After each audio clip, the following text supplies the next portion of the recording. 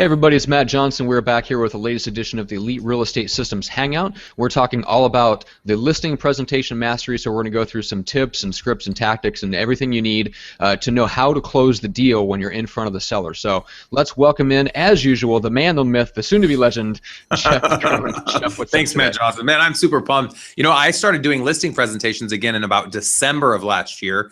I have been on over 20 listing presentations in the first quarter. I've sold 7 listings already in the first quarter, and it's been about 2 years since I had been doing that personally. So I wanted to talk about that a little bit today in the Hangout and why I went back into it. And then, of course, bring a ton of value when it comes to the listing presentation, how you can secure listings more often, close more deals, and have more success when it comes to listings.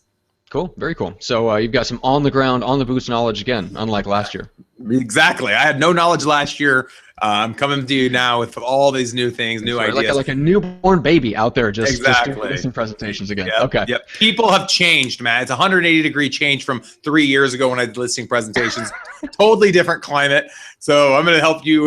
I'm going to help bring a lot of value to how things are today versus in the olden days in 2013. Yes, that's right. So back a couple of years ago when there were wagon wheels and horses roaming the streets. Okay. All right. Enough of that. So let's get into it. So is there anything that you've noticed now that you've been back? Anything that you forgot, or is there something that you were unexpectedly better at, maybe than when you were an agent just getting started or just doing it for yourself? I think the longer you're away from something that you had success at, you start to think you were better than what you were. And so it was really funny when I went back into it, not getting chosen for a listing or having the commission conversation. You know, I remembered in 2013, I did about 120 listing presentations and sold 90 listings in 2013.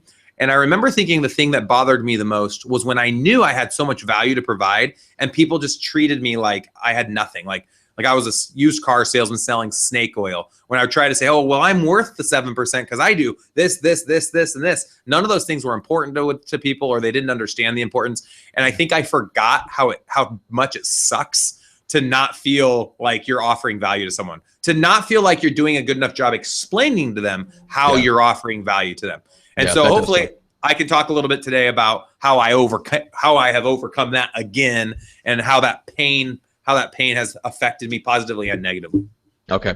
Well, let's dig into that side of it. So the difference you feel like in maybe not taking some of the listings this time that you were, especially at the percentage that you were taking last time, is, do you feel like it does come down to the scripting of the explaining what the value difference is between you and other agents? So I think the number one thing is understanding what I am and believing in that, independent of how the client reacts.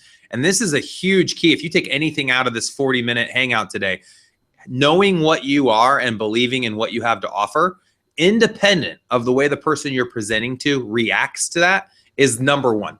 Because people perceive, the way someone perceives you is going to be based on your own confidence in yourself and the product you provide. Not everyone's going to show you that they believe in the product you're providing. You might even get all the social cues that they're not believing it. But when they walk away from that experience, if you hold your ground and you don't back down, they're going to have some conversations and they're going to decide maybe you are the best fit. Now, some people are just going to decide you're not the best fit, you cost too much, or they don't like you, and that's okay.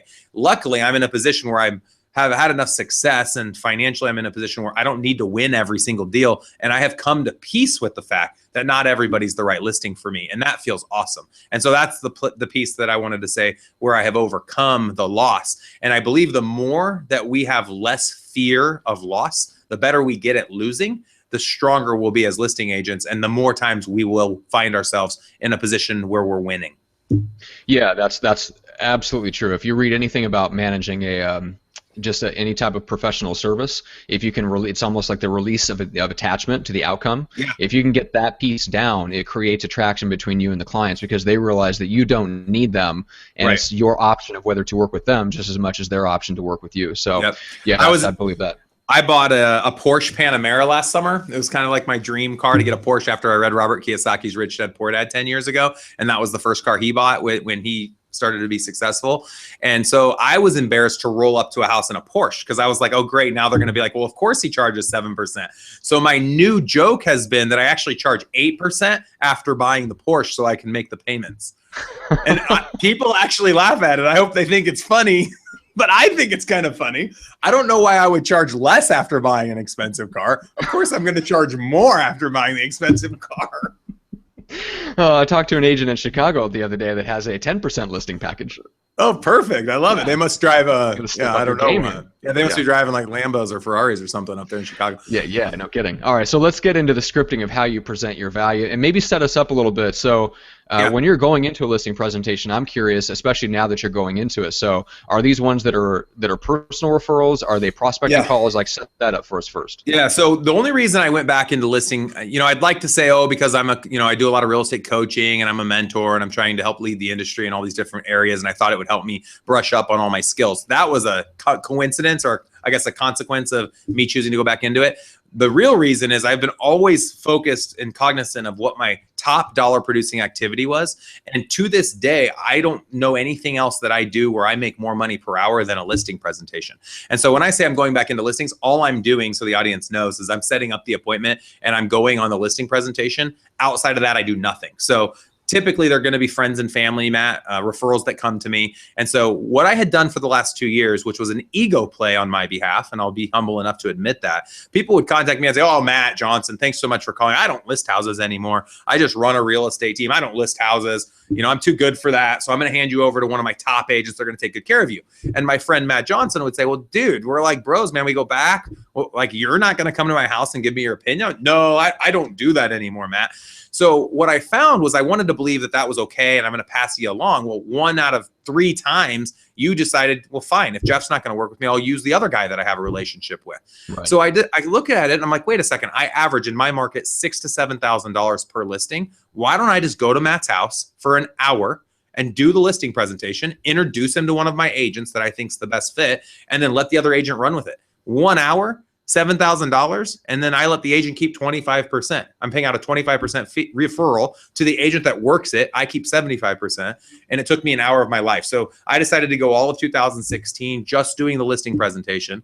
I'm not prospecting for leads. I'm not doing anything else outside of just taking what comes to me. And obviously, even with that, I'm choosing which ones make the most sense for me to spend my time. If I have a busy week or I'm gonna be out of town, I'm not gonna probably hassle with it. But I've set aside 1 hour or probably 3 hours every week. It's Wednesday evenings between 6 and 9 where I'll do listing presentations. So if someone calls me up, hey, can you meet Saturday? No, I'm not going to work on the weekends. I'm done working weekends.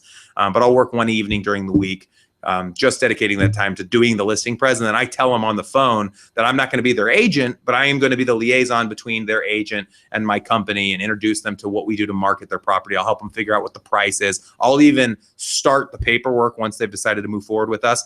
And then at the moment that they've agreed to the commission, I say, hey, guys, I have another appointment going on tonight. I got to step out. And then I leave the listing agent there to seal the deal. So I truly am in and out within 60 minutes. Okay, perfect. All right, and then just set us up on the front side. So are they getting any sort of pre-listing packet? Are they getting testimonials in advance or anything like that that's giving them an extra push of influence? Yeah, it depends. We don't do a pre-listing packet. We don't send anything beforehand, a link to a video or anything. One thing I will do if someone requests it is I can send them a link to what we have. We have Real Satisfied that helps get testimonials and surveys from past clients. And we have a page on our website if anyone wants to check it out. It's omahaselite.com. And then they can click on testimonials and it gives all the feedback that our team has ever received. I have by design not chosen to have a page that reflects just the feedback I've personally gotten.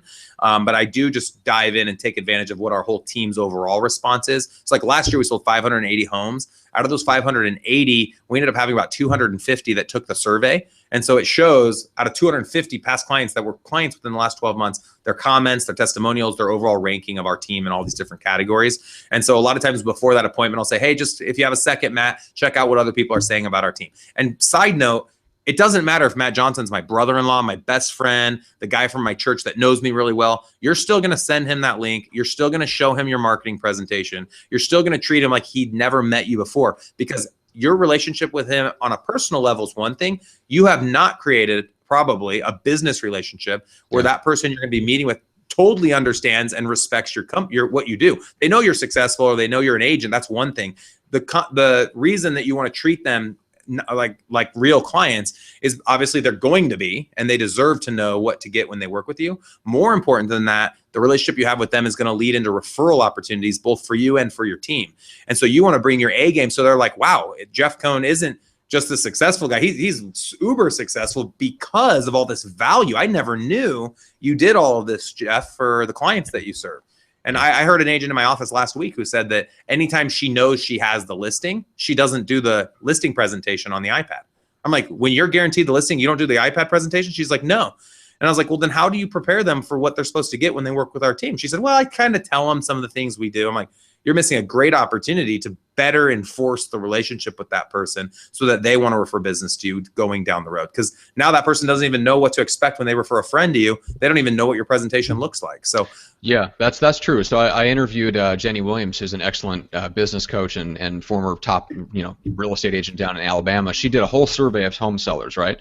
And one of the things they came back with is even some of the top agents they used did not come in with a marketing presentation as part of their listing consultation meeting. They had no presentation. Like even some of the top, some of the top agents that they worked with, right? And they expected that and didn't get it. And so even when you think you've got the listing, still do the presentation because sellers expect it. They're looking for it, and if you don't get it from you, they're going to have something negative to say about you behind your back, and they may never tell you. Yep. Nope, absolutely. So a couple takeaways, Matt, from I guess what I've experienced just kind of revisiting these listing presentations and being a part of that. The first part is getting a solid time where you can meet with the seller, and you need all decision makers present. And if they're interviewing other people, you want to be the last person in. So there are some keys to that. Yeah, what's the scripting for that, first of all? So if I were in a role play with someone, let's say I'm with you, Matt, and you're married, mid-married 20 years, and I'd say, hey, Matt, I just wanted to know, do you have any other decision makers that are going to need to be there to sign paperwork should you decide to move forward with us? And you would naturally say, well, yeah, my wife would probably need to be there, but she's going to be at Bunko Friday night. I'd say, you know what, that's no problem at all. How does your Saturday look? I'd really like to find a time where both of you can be there because it's just going to be more convenient for me just to come and save you time and save myself time to have all decision makers there during the presentation. Wouldn't you agree, Matt? And of course, you're going to agree with that. And then I'm also going to say, hey, just out of curiosity, have you considered interviewing anyone else? And sometimes people get defensive and say, well, why would you ask? And I'll say, because I don't think it's a bad idea to get 2 or 3 opinions. I want you to know when you interview me that you're getting the absolute best service that I'm going to be able to provide you with what's most important to you, which is putting the most amount of money in your pocket in the least amount of time with the least amount of hassle. And with that, I would like to be the last person to present to you so that you have a frame of reference when I'm going through my presentation. You've already maybe interviewed the other people that you were considering interviewing. And at that point, you might say, well, I wasn't really considering interviewing anyone. And I'd say, well, great. You don't really need to. The buck stops here. I'd love to be the one you interview. And then if they do say that they are interviewing someone, I'd say, well, would you mind giving me their contact or their information so that I can bring along with my resume and bring their resume as well? So I'll just say, hey, you mind giving me the names of the agents that you're going to be interviewing so I can compare my resume to theirs? And what I mean by that is, and I'll tell them, I'm going to look up all the sales they had last year, their average sales price, their average time on market, and I'll probably know a little bit more about them. I'll be able to dig into their website and show you the value they're going to provide to you. Because a lot of times what happens is people will say they're number one, but they don't have the numbers to back the fact that they're number one. It kind of becomes an opinion instead of a fact. My team happens to be number one. We've been number one in Nebraska the last 2 years. And so I'm going to show you my numbers compared to my competitions. And our numbers are ridiculous. So we're going to blow people out of the water. But if you're an agent that doesn't have a lot of sales, find something, and you don't have to show them everything. Show them the things that are going to help better sell you. So that you can do a better job at convincing the seller to work with you. So now I have established a time I'm going to meet. The decision makers are there. I'm the last one that they're going to interview. So day of the presentation, I was riding with my listing partner to the presentation because she's not in a Porsche. Depending on the price point, if it's in my market, under probably 300,000, we're not going to roll up in my car. We're going to roll up in her car. She drives a Ford Explorer. It's really nice. She has it clean. She usually dresses nice, not in like a business suit, but she'll be dressed up, business casual, if you will. I'm usually in jeans and then usually a button down like this with a sports coat. I never wear a sports coat. So I throw it in the car and I'll throw it on right before I walk in the house to show respect. If I get to the house and the person that comes to the door is in workout shorts and a t-shirt, the first thing I do is take my coat off when I walk in. Nice. If I walk in the house and they're in business casual, like they just come home from their white collar job, I'm leaving my sports coat on. I'm okay being dressed up more than the client I'm presenting to, but you don't want to be dressed up 2 times more dressed up than your client. You want to try to get to their level. Before we walk in, we'll usually get there on time and walk around the exterior of the house. And we found that by doing that, it shows that we're educated enough to understand that there's value depending on the condition of the exterior. And so we'll walk around like as if we're appraisers taking notes, and I'll make a couple of notes of, maybe a nest that needs knocked down or paint that's chipping or whatever value I can bring to them. And this is before you actually go to the door and knock and officially meet them? Okay. Yep. Yep. And then we'll knock the door. We'll always ask if we can remove our shoes. We always compliment the house 3 times during the presentation. You need to tell them they have an amazing house, a beautiful house. You love their house. And then 3 times you need to say, I can sell this house. We can sell this house. We can get this house sold for you. For some reason, psychologically, the person with whom you're presenting needs to believe that you love their home. I absolutely don't need to love your home to be able to sell it. I'll sell it without loving it. I don't love most homes. Let's be honest. We go through a lot of houses that we can't stand. Right. But they need to believe you love it. They think that whatever agent loves their home the most is going to do the best job at getting it sold, which is so weird. It's just psychological. So make them know you love it, and don't be a liar. Find something you love about it. Every house has something that you can love, and tell them how much you love it and how much you know that you can get their home sold. Set your stuff wherever you're going to do the presentation. So take your bag, say, hey, would it be all right if we went to the kitchen table? That's the best place to present. It's not too comfortable that they're not paying attention, and you can get both decision makers on either side of you. So my preference is to be at the end of the table because it's more comfortable for me. I'm a bigger guy, but that's also the better place for presenting, and then bring both people on either side. 2 weeks ago, I actually just bought an iPad Pro, and it's the new iPad. It's super slick. So I do my presentations on this bad boy.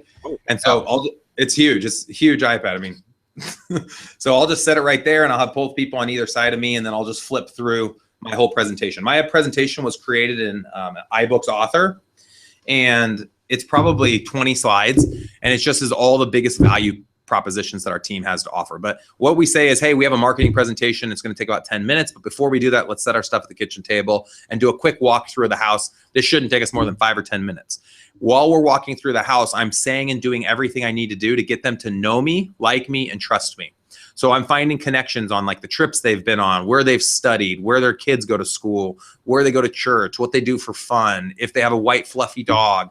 I'm finding areas where I can connect so that they like me. Because a lot of times people don't pick the person that they think is going to do a better job selling the home. Sometimes they're picking the person who they like the most, who they think they have the best connection with, which has nothing to do with selling the home. And it just depends on what their personality type is. So if they're a high, you go back to the whole time.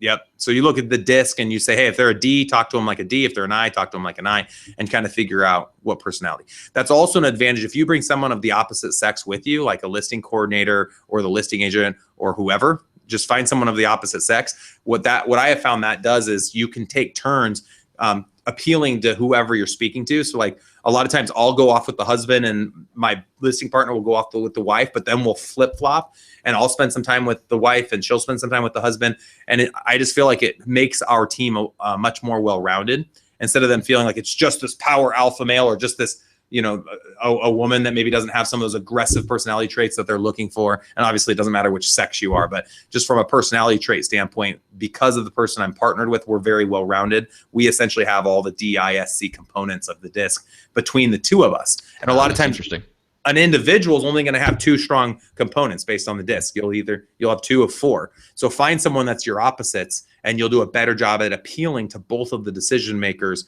when you're on the listing presentation. They also say 90% of the decision is based on the wife.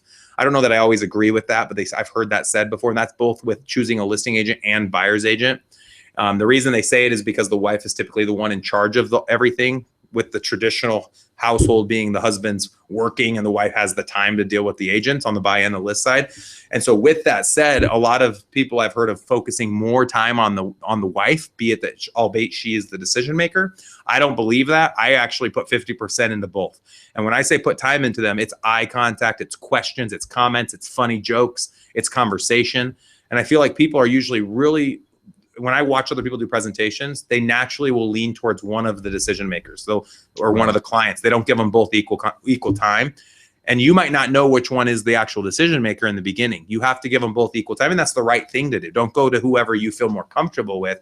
Even if someone's hard to break through and they're not giving you any love, they're not smiling at your jokes or smiling at you, look them in the eyes, talk to them like a real person. They're going to like you for doing that. Okay. Cool. Yeah, there's some really good tips there. So let's dig in the few minutes that we have left. Let's dig into how you run your marketing presentation and kind of what are some of the value points and maybe some of the bits of scripting that you use. Cool. So yeah, within that first 5 minutes, we're cruising through the house. We're sitting down at the table. I tell them where I want them to sit. I'll ask for a glass of water if they don't offer me one. I actually judge people based on if I think they're good people or not, if they offer me a drink. And maybe that's something because we live in the Midwest. If they don't offer me a drink, I think it's kind of rude. And I'll call them out on it by saying, hey, could you give me a water? And it's just kind of, I think it creates a little bit of a feel like, oh, these are real people. They drink water. He's not just a robot, right? I know that's kind of weird, but I always have done that. And then I also touch a lot, which sounds kind of weird, but like I found like when servers, waiters and waitresses at dinner will touch you, there's actually proof that they'll get 5 to 10% more in their tips just by touching your shoulder or touching your forearm. And as I build this rapport with them, as I go through the marketing presentation, they're usually really close to the screen. If they make a funny comment or a good point about something, I'll touch their arm and say, oh my gosh, I can't believe you noticed that this, that, or the other. And again, it endears them more to me. It connects them more to me at a level that might not be obtainable if the touch didn't exist. And I know this sounds like crazy whack job outside of the realm, but these are all techniques I use. And I've been averaging 90% close ratios on my listing presentation. So we're obviously doing something right. And it's not just one thing, it's all these things put together. So yeah. I open up the PowerPoint presentation. My goal is to show them what we are. So we're a team. I explain to them what my role is within the team.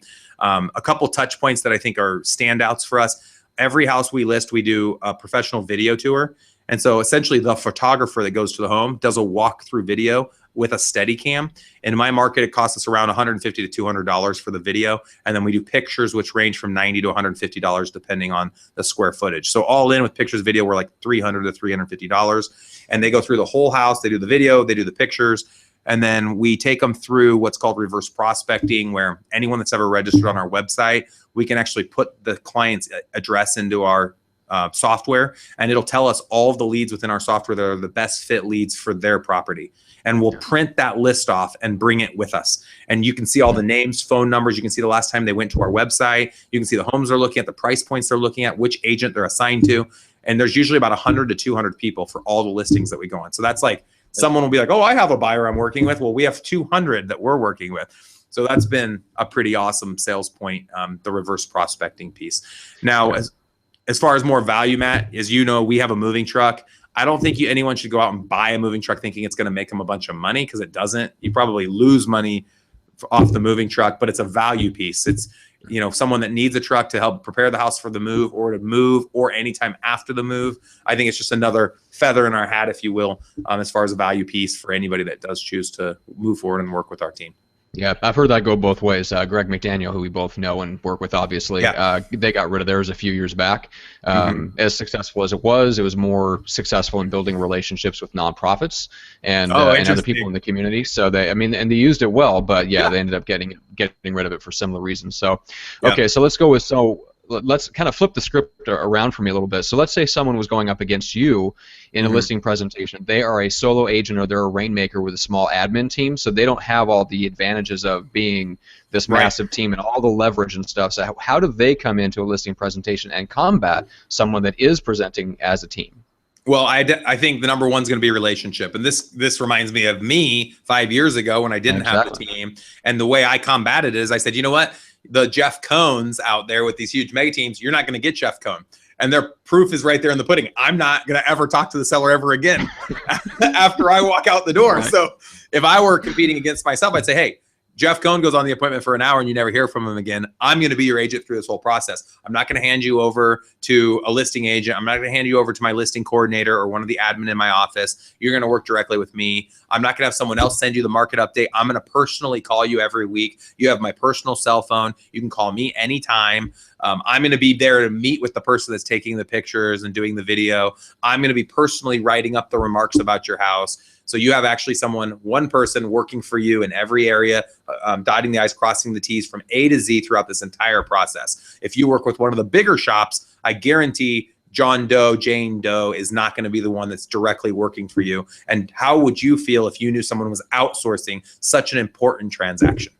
Right. So there's the dialogue to all of my competition to try to outsmart me and get a listing. But it's the bigger point there is that no matter what position on the spectrum you are, there is a way to present yourself as having a competitive advantage in the listing appointment. It's just a matter of phrasing. It's definitely a limiting belief for someone to say, oh, well, of course, Jeff can go in and get a 90% close ratio when his team's number one in his market doing 580 deals. I was a 90% close ratio when I was the 50th top agent in my market. It's more of a mindset, guys. And I tell my virtual assistant team, I own 1,000 calls a day. I'm one of the owners, which provides virtual assistant solutions to teams across the country. I know I've talked about that in past podcasts. And I tell them when we do our training, it's not about the script you use or the words that you say. It's about the way you use the words. It's the way you compose and conduct yourself, the confidence that you exude when you're presenting in front of someone, similar to how I'm even talking right now on a podcast. I carry myself with confidence. You need to find the confidence. Even if you're not a confident person, pretend like you're playing like you're an actor or actress when you walk into that listing presentation and you got to turn on for 2 hours. Eventually, that will just be the person you become.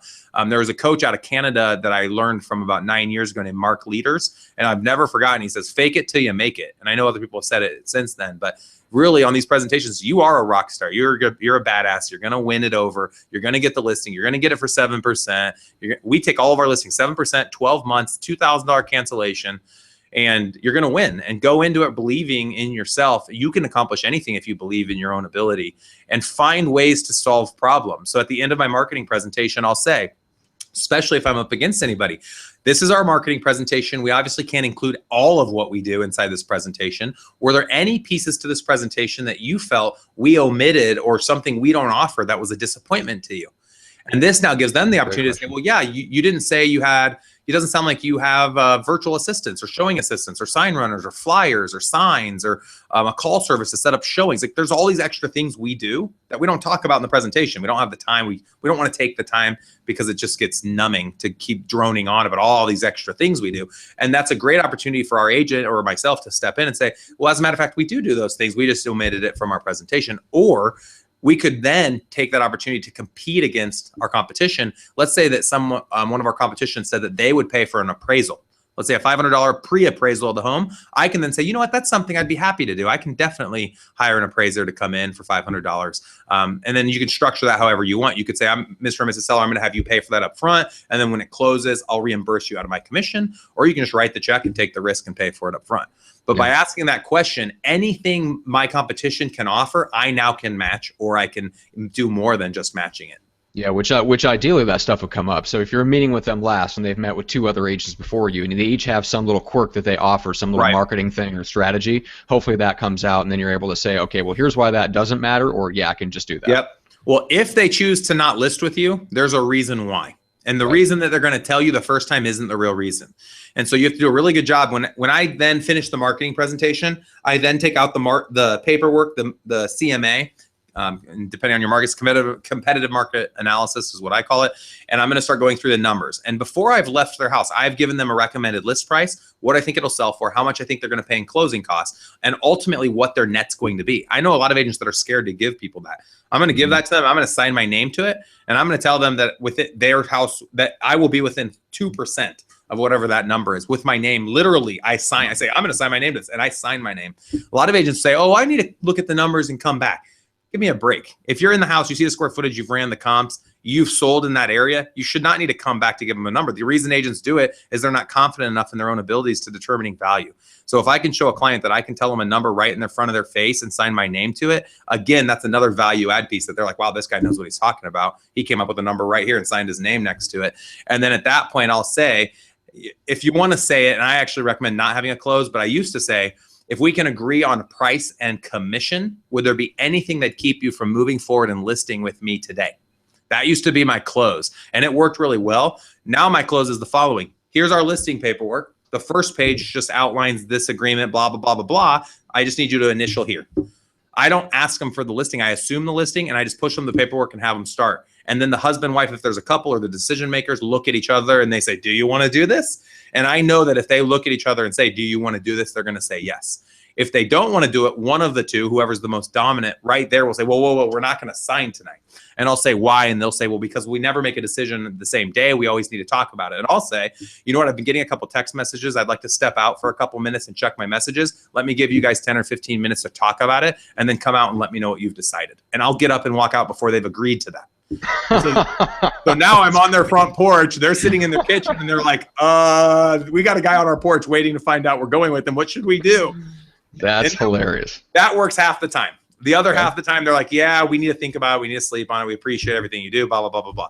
If you walk out of the house and they haven't signed the listing agreement, you're not going to get the listing. And I don't mean to be super aggressive. I'm not super aggressive.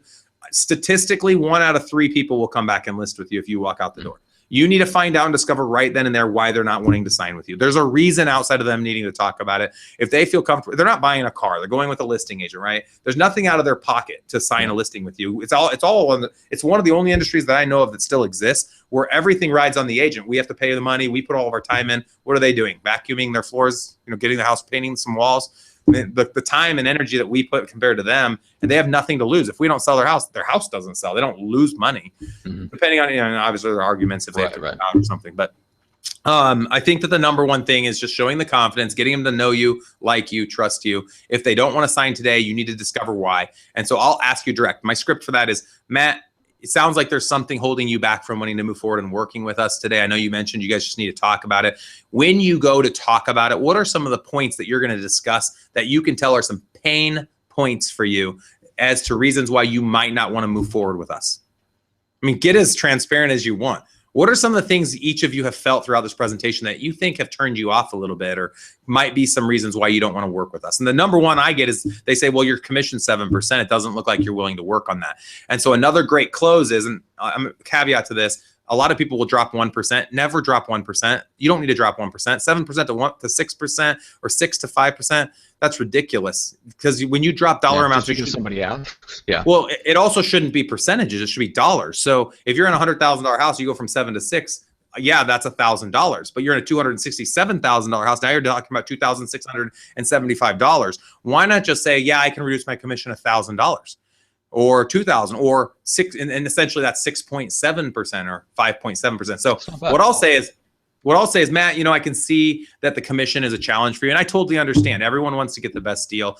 The number one thing for me is putting the most amount of money back in your pocket. The question shouldn't be, what's my fee? How much do I charge? The question should be, by working with my group, how much money can I put back in your pocket? And based on everything I showed you I provide, I'm 100% confident that my team's going to put more money in your pocket independent of what I charge you. So the point I'm trying to make is, if I charge you an extra $20,000 compared to the other agents in this that you're interviewing, but I'm able to put an extra $50 in your pocket, wouldn't it make sense to work with me? Well, obviously neither of us have a crystal ball. We don't know what the outcome's going to be. And I know that the percentage is a challenge for you. If I were willing to agree right now to dropping my commission 0.25%, so instead of doing 7%, I'm willing to go to 6.75, would you be willing to move forward and working with me tonight?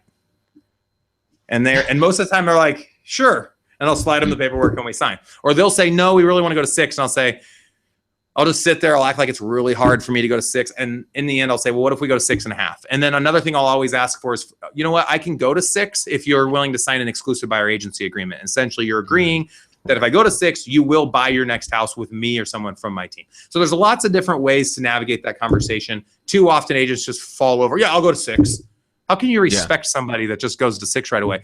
If you can, and this is another thing I'll say, you know what, if I drop to 6%, I'd be showing you that I'm willing to take a $3,000 loss in my commission off of one question you ask me. Wouldn't you rather work with a realtor that stands up for their own commission? Because you're going to want them to stand up for your net when offers start coming in. And if I would just easily drop down to 6%, I'm showing you that when offers come in on your house, $30,000 under what you have it listed for, it's that easy for me to give away my own money. It's probably going to be really easy for me to give away yours. And I've signed my name saying you're going to make $500,000 net at the end of this transaction. Yeah, I might cost a little bit more, but I'm going to stand my ground for you when I'm putting in all of my effort and energy to try to get you the most amount of money for your house. And you can rest assured I'm the best guy for the job for that. Yeah, if you can look someone in the eyes like I just did and say that to their face, no one else that's competing against you in your market's going to be able to have the confidence to do that. It takes guts. Yeah, and I've also heard that you can, if you do drop the commission, that you ask them what service they would like to remove from the marketing agreement or the marketing plan. Yeah, that's another good one. I love the idea of doing that, or even having preset packages ready, like anything that enforces the idea that you're not just randomly dropping your commission. That that this is an exchange for services, and the services are like on a sliding scale in relation to the commission. So anyway, all right. So we are out of time as always. We have burned through there was some really good stuff in there that even I haven't heard before. So all right, I hope everybody enjoyed it. So number one, let's make sure that we get let people know how they not only get in touch with you, but also how they can potentially partner with the RS. Cool. Yeah. Check out eliterealestatesystems.com, eliterealestatesystems.com. You can go out there. If you guys have a broker that needs a speaker for any type of event, if you're interested in our team building workshop, if you're interested in expanding and having us help you expand in your market, we have a lot of different value propositions on that site. Go check it out. We have all of our hangouts are on there. And then all of the podcasts I've been interviewed on are actually on there as well. We also have a really exciting new product that I can't talk about today, but if you keep your eye out on that website over the next couple of months, it's going to come out and it's going to be available to the public. So really excited, guys, to be a part of this with you, and definitely want to help you build your businesses. That's our number one goal with this, is paying it forward. If you haven't come and attended the team building workshop in Omaha, it's insane. Like the value that people have gotten from it, and the testimonials we're getting from the different people that have taken advantage of it. They're doubling and tripling their revenues off of the things that they're implementing that they've learned at our workshop. That's a 12-hour workshop every other Monday. I'm there the whole day. I'm not handing it off to somebody else like I am with my listings. So that's something that I want to be a part of, is being a direct impact on your team and on your business. So if you haven't done that yet, find out the dates, shoot me an email. You can message me right there from Elite Real Estate Systems. You can click on my Facebook link, Google Plus me, check out our YouTube channel. You have full access right there to me, and feel free to email me anytime. I'm happy to help out. That's right. So it's Jeff at eliterealestatesystems.com. Yep. All right, guys. Well, that'll do it for this time. And on the next edition, we have a very, very special guest. We're going to be talking to Brian Eisenhower down in Kansas City. He's a KW guy that has built the fastest growing KW office in the world last year. They went from 50 to 350 agents in only 2 years. So we're going to be talking to him about how he did that. That's ridiculous. That's a lot of freaking agents. All right. So until then, we're excited for great. We will see you guys on the next edition. Awesome. Thanks, Matt.